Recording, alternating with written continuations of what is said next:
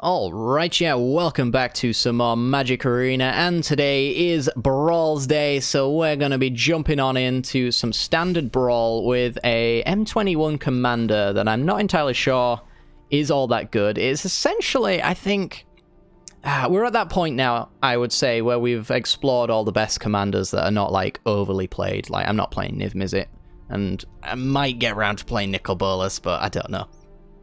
I'm in no big rush to do that.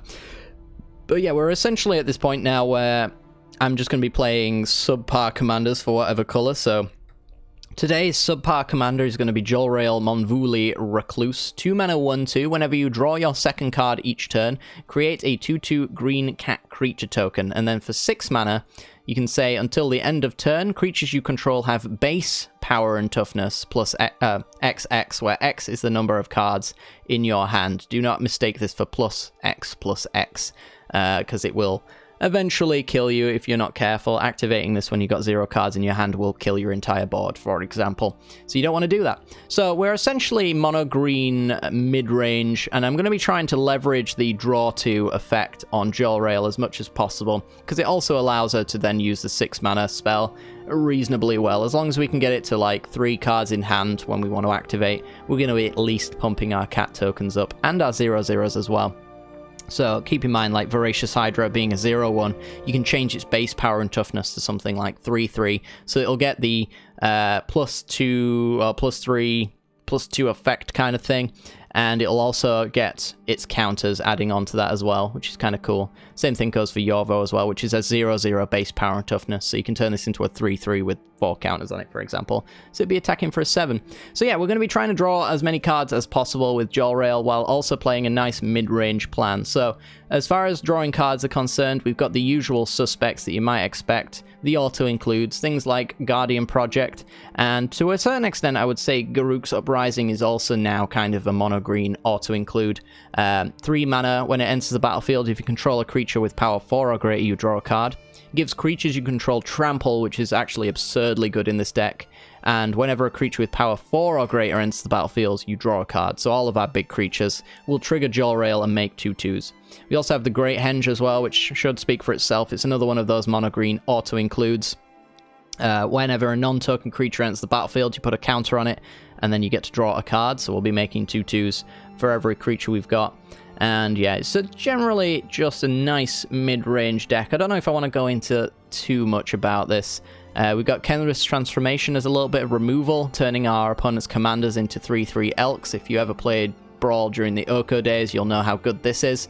Essentially, we'll turn our opponent's creature into an elk, or our opponent's commander. It'll do nothing, and then they'll try to get it killed, essentially, by attacking us. And we should, in the early game, have plenty of life total to spare in order to not need to block our opponent's commander. So they'll have to use their own removal spells on their commander in order to get their choice of card working again, which is kind of nice. And it draws us cards as well to trigger Jolrael, which is cool. We have Track Down from M21. This is a 2 mana scry 3. You reveal the top card of your library, and if it's a creature or a land, you get to draw a card, which is pretty decent. We want to make land drops, and, you know, we're kind of creature-centric, so should be drawing a card off this nicely. We've got Wilt, which we can cycle, discarding and drawing.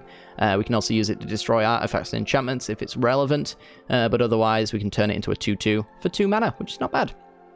But yeah, removal of choice is going to be fight spells, as we mentioned. We've got Voracious Hydra, which can fight equal to whatever you decide it's going to be. Got Primal Might from M21. Creatures you control get +X/+X until the end of the turn, and then it fights up to 1 target creature you don't control. So we can trample on through with big damage. Really just getting that Golter energy into you. We've got Elder Gargaroth. Love this card. Hopefully we're going to make this work. 5 mana for a 6/6, sorry, with all of the Questing Beast things except for haste. And then it gets to do some good stuff when it attacks. I think this is a solid Brawl card. I wouldn't say it's kind of, you know, gonna win us the game, but it's still very solid. It's kind of like the Baneslayer Angel of Green, I would say. I don't know if that's really an equal comparison, but, you know. Got Nissa to ramp. In the top end, we got Eugene and Eugene, you know, because we can actually ramp into these reasonably easily. We've got the new Cultivate. Look at that art. Isn't it so good? I love this art.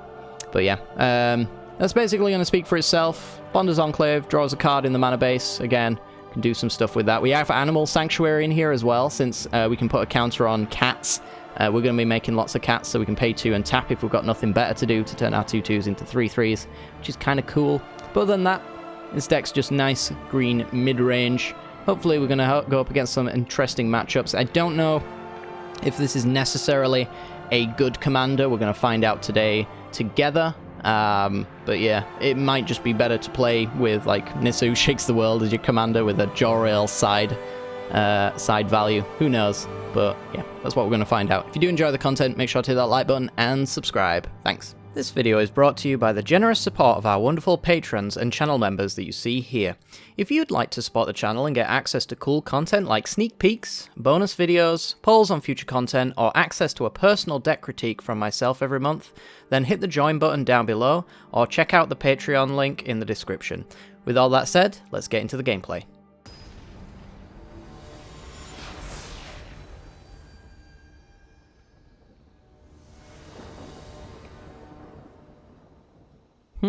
Interesting. We've got a 2-land hand again. Yeah, I'm going to keep this one. Got turn 2 Jolrael, turn 3 Grunks Uprising maybe, and then turn 4 Yorvo. Maybe the other way around. You can play this to get the card draw regardless. So our opponent's playing Kethis the Hidden Hand. Abzan colors for 3/4. Legendary spells you cast cost 1 less to cast. It kind of fell out of favor when, you know, Dominaria is not included and legendary sorceries aren't a thing, because I think that's really the driving force of legendary tribal. For me personally, at least. I don't know for most other people, but it's the reason why I don't think you see it that much. But it's just a nice Abzan mid-rangey deck. Temple of Plenty for our opponents. And goes to the bottom. Alright, Solemn's fine. We still need a land. Could do with a 3rd land. Anytime. Anytime you want to give me a 3rd land, that would be nice. Preferably now, otherwise I can't play Magic the Gathering. Hit our opponent for 1 and pass the turn.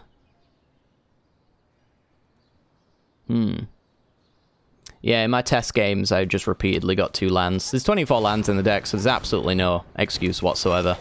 But for some reason, I'm just kind of incapable of drawing the lands. Seems like today's no exception. There we go. Alright. Well, we did get the draw effect anyway for Jolrael, so we actually got ourselves a 2/2.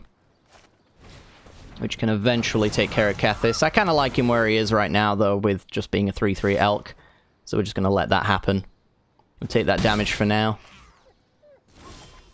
And try and essentially set up a situation, I think, where we don't have to care. So I'm thinking I might go for Beast Whisperer. That way every single creature will draw me a card and make me a 2/2. Let's lead off with a swing here, since we don't plan on blocking. Opponent could have Eliminate, I suppose. I doubt they block here. So we'll just give them a good old 3 damage ping and put them to 21. And I think we're going with the Beast Whisperer. The value on this is pretty absurd if we can get there. Like, Yorvo potentially draws us into a land, so we can bring down a 4/4, draws us a card, and then we can play like a Rabid Bite on whatever they play here, maybe. It's going to be Prankle. Okay. Yeah, so we're really just going to hope for exactly our game plan there. Let our opponent hit us. They might go for the sack here to get rid of Kethis, maybe, so they can recast him. Discards a card and sacks a creature. Alright, we are in the sack creature being good territory. Get rid of Solemn, I think.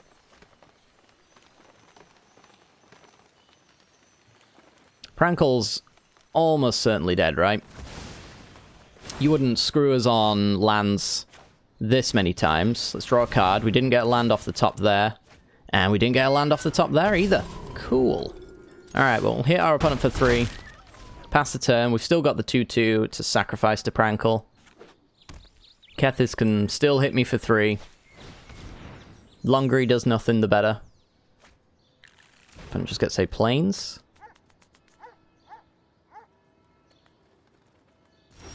And they pass. Fantastic. Okay, so from here, we've got Grunk's Uprising, draw a card. Now we've got the Tramples.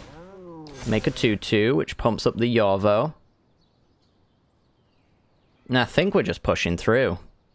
I think we're going to go Rabid Bite, Yorvo on Prankle. And maybe start swinging.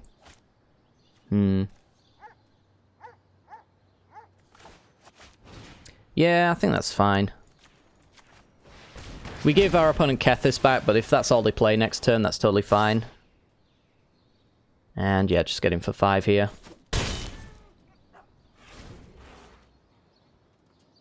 We've got a very good swing next turn with Jolrael's activation. Should turn everything into a base power 5/5. Questing Beasts. Yep, shouldn't have to care about that. Alright, so we play the land so we can activate Jolrael. Everything's going to be base power 5/5 with Trample, so we're just going to swing straight on through. And our opponent will get to blocking.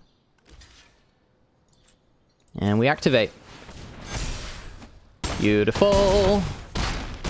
Opponent's on -9. You love to see it. Alright. I was a little worried Jolrael would never get to activate for a decent amount of value there, but yeah, I think as long as we basically replace our cards when we draw them, when we cast them, I guess, with Beast Whisperer and Garruk's Uprising kind of effects, I think we should be able to get at least a reasonable amount. As long as we got like 3 cards in hand at the very least, then we're getting some cat value there. But yeah, pretty decent game overall there. Very happy.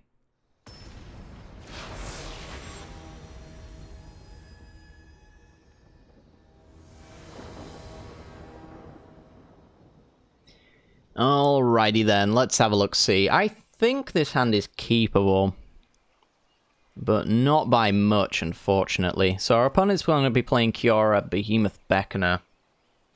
And a Kenrith's transformation is very good with Jolrael in the opening hand, but not really against a Planeswalker commander.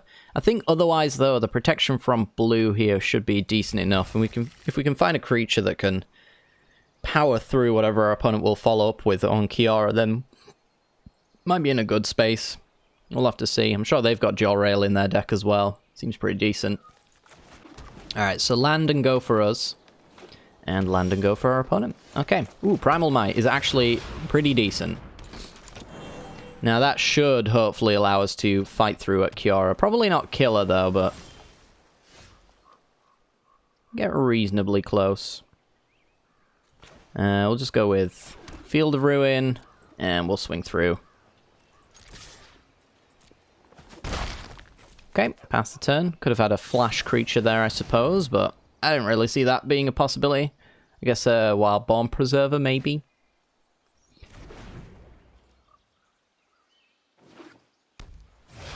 Not sure that would be the end of the world, though. Okay, so Kiora comes down.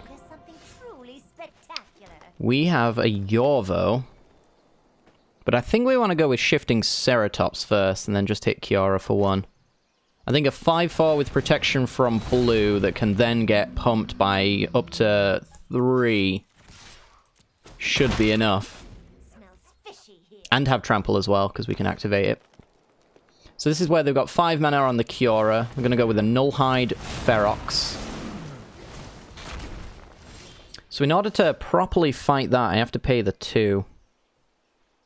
I could just turn it, pay the 2, turn it into a 3/3 and swing. Yeah, I think that's okay. So remove the Hexproof. Make it an Elk. Moo or Screech, whatever you want to make the noise of. We could actually fight here and then actually kill Kiora. It's not the worst idea. Yeah, that can really set our opponent back, and not having this passive around on this particular turn should be reasonably good, and we've even got the Rabid Bite to follow up with anyway. So I think we do that. X0. You fight you.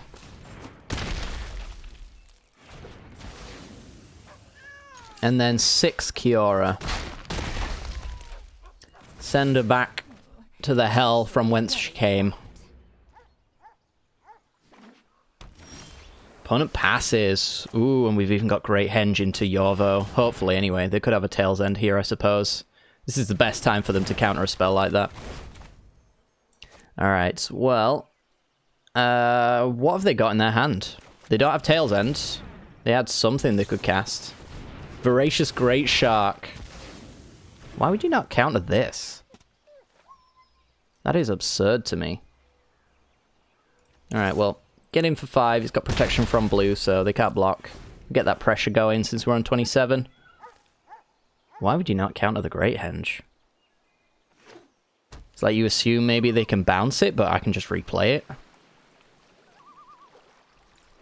So we've also got this track down a new M21 card. 2 mana for a sorcery. You get to scry 3 and then reveal the top card. If it's a creature or a land, you draw a card. We've got a lot of creatures and lands in here. And in fact, that should draw us plenty of cards to fill up our hand for Jolrael as well. In this scenario, we would be looking for a creature, since the Great Henge would be triggering off of them. So they're just going to pass. Alright, well... let's gain a bit of life. Let's scry. It's Gemrazor. It's not the best card, but... we do have Wilt, though. So maybe I can take the chance of drawing something else. Or I could just take Gemrazor to draw and then have a Wilt cycle. I just don't really want this card right now, but it could be useful later. With something like Nyx. Yeah, we're going to take it. So we make a 2-2. I want to save this on the mutate, though, so we are going to cycle with the Wilt. Get big Eugene. Not the biggest Eugene, but big Eugene.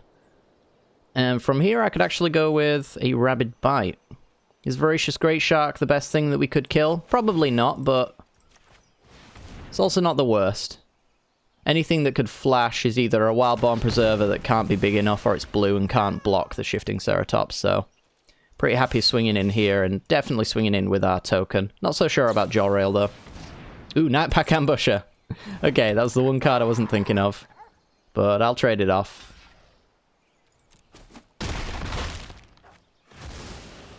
Should have actually considered that particular card. Nissa, who ruins the game. Okay. Makes a 3-3. I can Eugene minus on Nissa and just be fine with that. Opponent then goes with a Vivian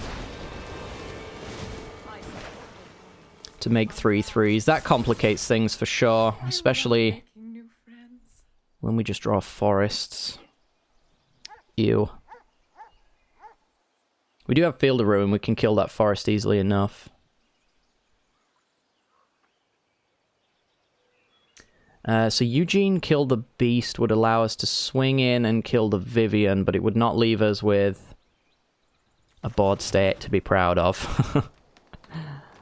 To say the least. I guess we could go with Eugene.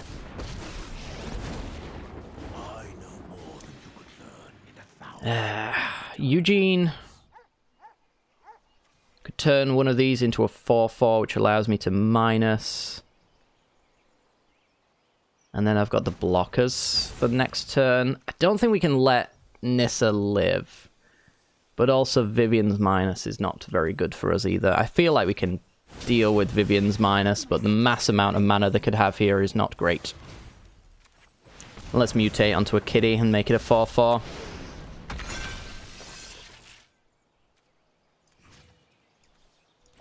Force a block.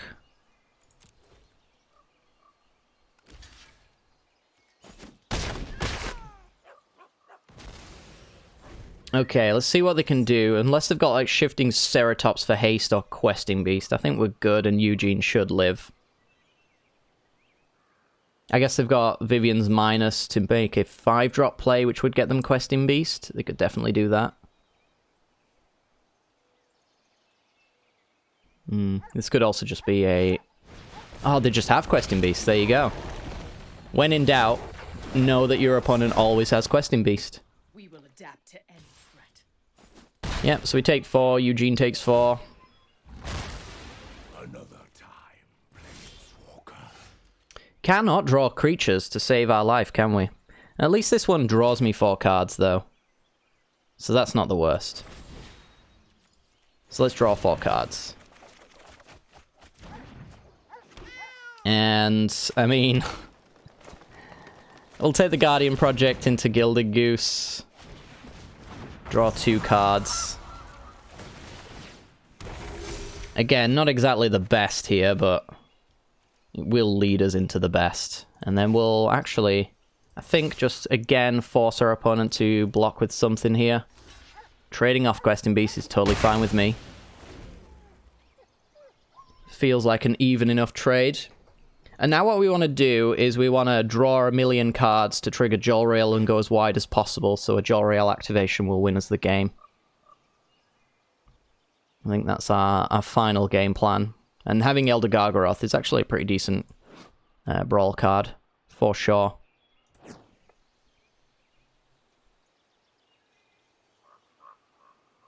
Alright, Drago. They could have a lot of good things here. I'm surprised they haven't played the Cure at all. I guess they have just been kind of playing a metric ton of good cards.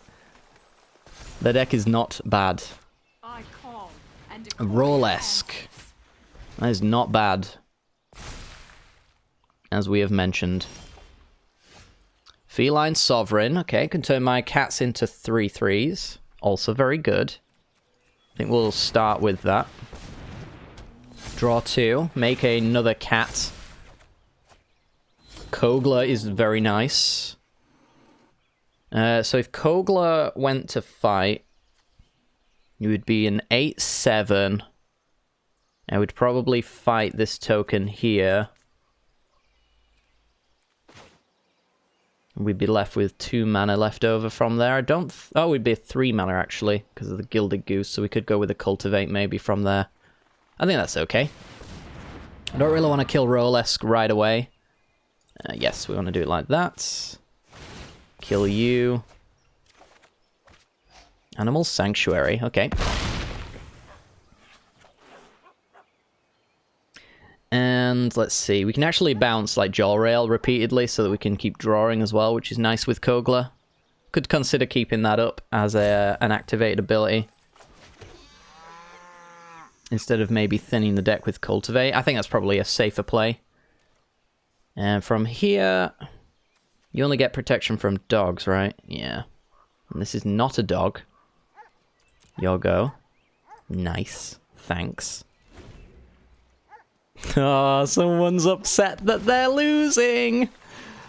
Oh, no. Oh, Drago, you're better than this. I complimented you on your deck.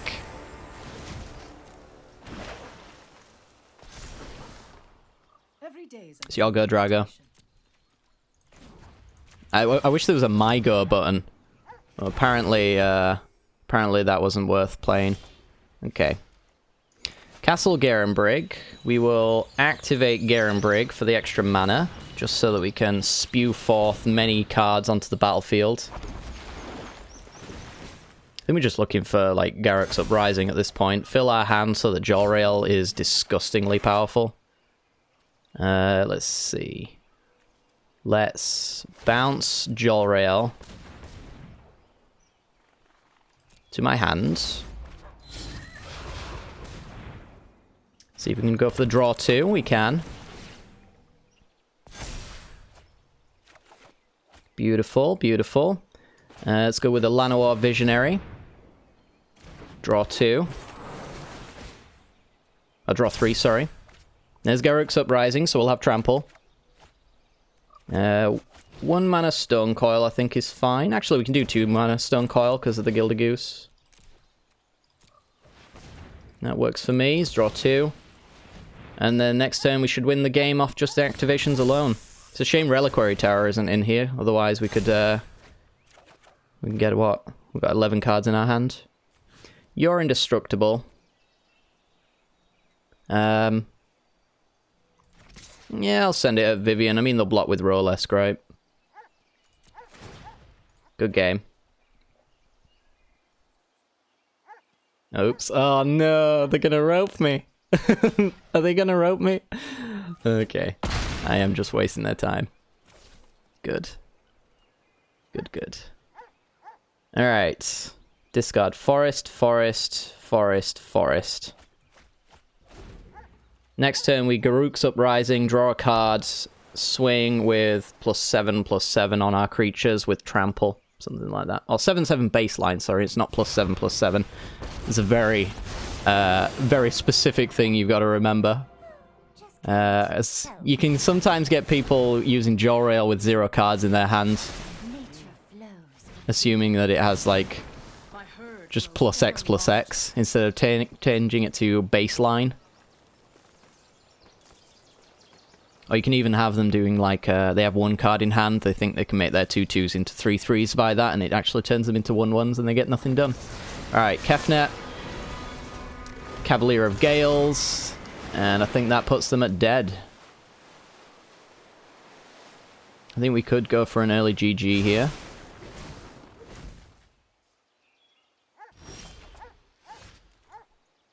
Yeah, early GG seems fine by me.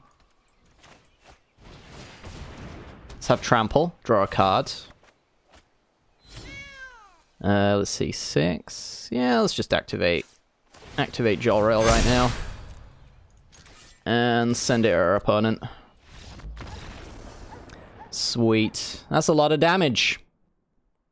That's a lot of damage. Alright, Drago. It's over now. You don't have to Yogo me anymore. You can just move on to the next game. Like we shall.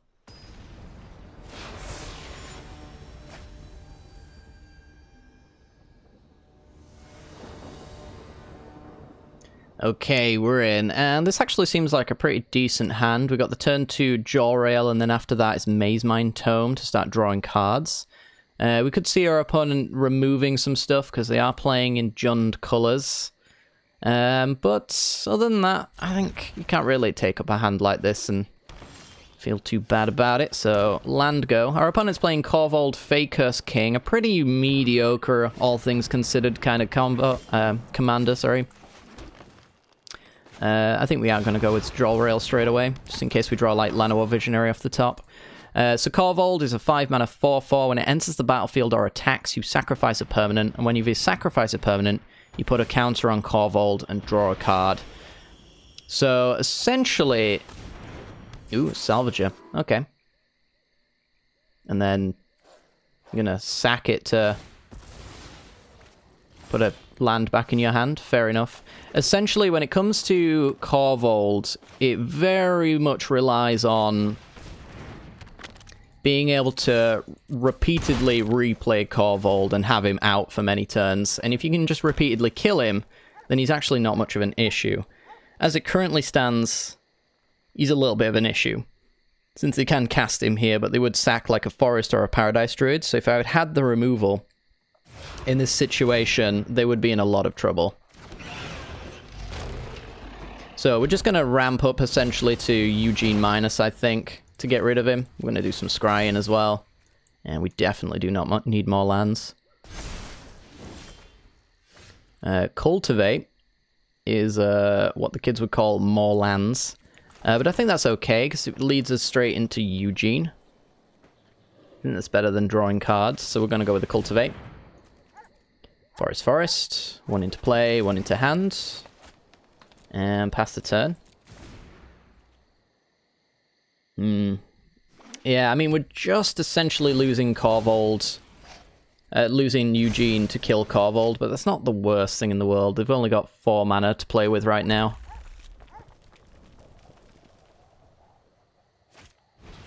And Treacherous Blessing, so they can sacrifice that after they draw 3. It's a very good card for them. They are going to be discarding to hand size, though. Which may not be the worst thing in the world. And what have you got now? Like Cling to Dust or something? Or Village Rites? Spark Harvest Jolrael. That's actually very good for us. We actually very much want that, because now Eugene lives. Awesome. I'm going to leave the Mazemind Tome as it is. We do take 8. Our opponent discards a lot of cards, so if they don't have reanimation, then a lot of those cards are going to go to waste now. And we'll minus, and we'll leave them essentially with not enough mana to recast Korvold, which is what we want. Lands and Croxers, okay. So Eugene minus. Here we go. Could have Bedevils and whatnot for Eugene. That's not the worst thing in the world. As long as we've killed Korvold, we don't really care. And we'll pass. Might use the Maze Mind Tome to scry if our opponent plays something that we truly have to care about here. Almost certainly has removal for our Planeswalker, though. If they don't, they're in a lot of trouble.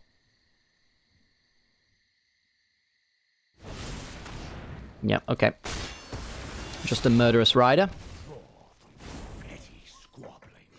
And Bag of Holding. Sure.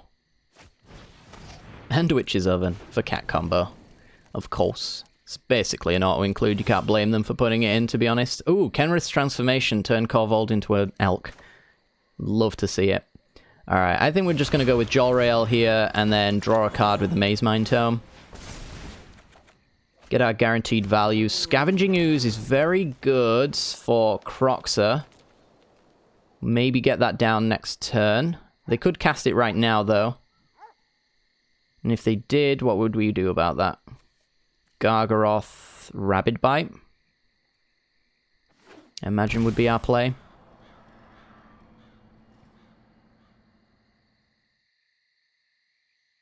But yeah, they're going to get punished if they don't go for Croxer. Which it looks like they're not. They're just going to go for a Vraska minus Jolrael, maybe? Don't know if that's all that good, because it would leave Vraska dead to the cat token and they'd be forced to answer that. Making 2/2s a turn is nice, but it's not essential to my game plan. Okay, that's what they're going to go with, though. So, Croxer is dead, Vraska is dead.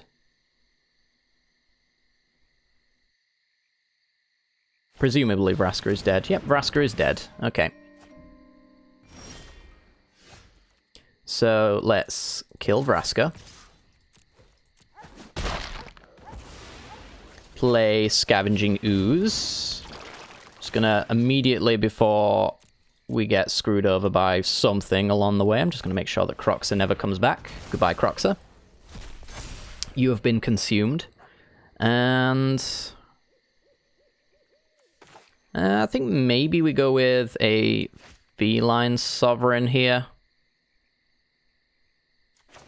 Yeah, that's fine. Gives me 1 Scavenging Ooze activation for anything that might matter. If they have some sort of reanimation target, maybe.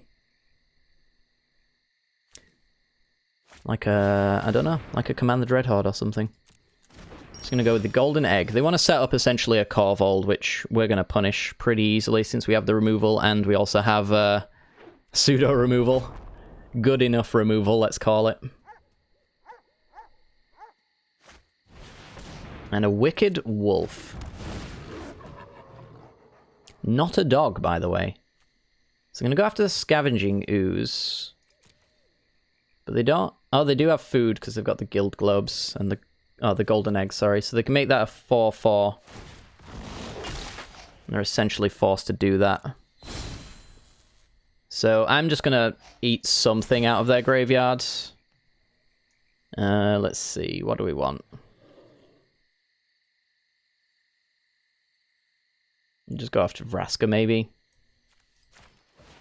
It's not really going to matter. I don't think the life gain is relevant, necessarily.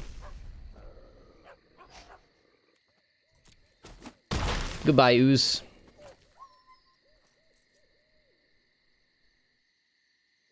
Yeah, I wonder if they do actually really care about their graveyard, then. So we could do Gargaroth Fight. I don't really want to do any kind of removal on something that's not Korvold, though, because they've got 3, 4, 5, 6, 7. They can cast Korvold and start sacking stuff. pretty soon. I'd really like to be able to set up multiple lines where we destroy our opponent. So I think I'm just going to go with Vivian, tick up. We'll make a Vigilant Beast. I love making new friends. And we'll swing. We haven't made our land drop for the turn, actually, so I think I'm going to go with the Maze Mine Tomes draw.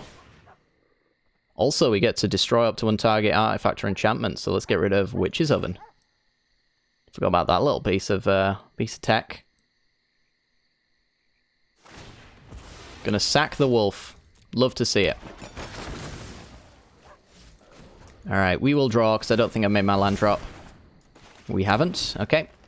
Gotta remember I can cast creatures off the top with Vivian's passive as well. It's something I often forget, but I don't think it actually really ever comes into effect for me. Alright, so they'll sack a food. They've got plenty to sack with. You definitely will not want to sack a land. You will lose if you do that. Anything but a food. There you go. Alright. Food down. We're going to go pretty wide this turn, because I think we're going to go with a Vivian minus Elder Gargaroth. Guarantees we have something to fight with. So we play a 5-drop. That means we get a 4 or less out of our deck. I think it's actually a tough one, to be honest, because I could see Beast Whisperer being very good as well. So we can start drawing cards off of Jolrael. Yeah, let's get Beast Whisperer going. Alright, and then we will Rabid Bite. Kill Korvold again. Swing, start eating their artifacts with our kiddies. And yeah, leave them with basically nothing to sacrifice. That's how you attack Korvold decks, right there. Is just to make sure that they have nothing to sacrifice. When they get to the point where they are sacrificing lands to get him out, it means he's even harder to cast, and that's kind of the problem with this card. And to be honest, I don't think Jund is really the strongest of the tricolours either. Like, it's got lots of removal, and this one does have a little bit of value, but I feel like you end up almost destroying your own game plan eventually when you're sacking too many permanents. At times when you don't want to sack them as well. There's a lot of setup involved for Korvold, and I don't know. The deck doesn't seem to be able to set it up easily enough, I guess, especially in the late game when you can add things, remove their things. All they're doing is adding a thing and removing a thing at the same time. So their board state doesn't improve, but their hand size does, if you get me. But you know what? It's actually pretty decent with Jolrael. I imagine that's in their deck. Whenever you draw a card for the turn, which Korvold does, it makes a 2/2, and you can sack that 2/2 to Korvold. That's one way that you could maintain a powered board as well, which is pretty cool. But yeah, that is going to do it for today's video. Hopefully you've enjoyed this deck. It's actually surprisingly not bad with Jolrael. I really... And when I was going into it, I wasn't really rating Jolrael that high, because there are just better mono-green commanders you can go with, like Nissa, who ruins the game, for example. But no, actually Jolrael does have, it seems, the tools to do something decent. I still don't think she's very good, but she's good enough, I think, to have a little bit of fun with. So on that note, I guess I would say check this deck out if you want to play with Jolrael. It's not the worst. There's enough card draw to activate her, and I think that's very important. Mono Green obviously has some very good cards. Wizards have seen to that over the past 2 years, so, you know. And even Feline Sovereign, being able to destroy the artifacts and enchantments on your opponent's side, surprisingly good. I was not expecting that. I was just kind of putting it in because it's a Lord effect, and we have probably a lot of cats, which we do. But yeah, I think I would like Pride Malkin, I guess, in this deck. Although that one only gives trample for counters, doesn't it? It's just being a cat was kind of my first impression. I think find something that gives trample to everything in addition to Grunk's Uprising. And I think you could probably have a very decent deck when you activate.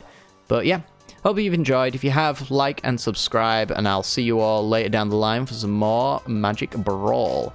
Take care, guys. Have a good day.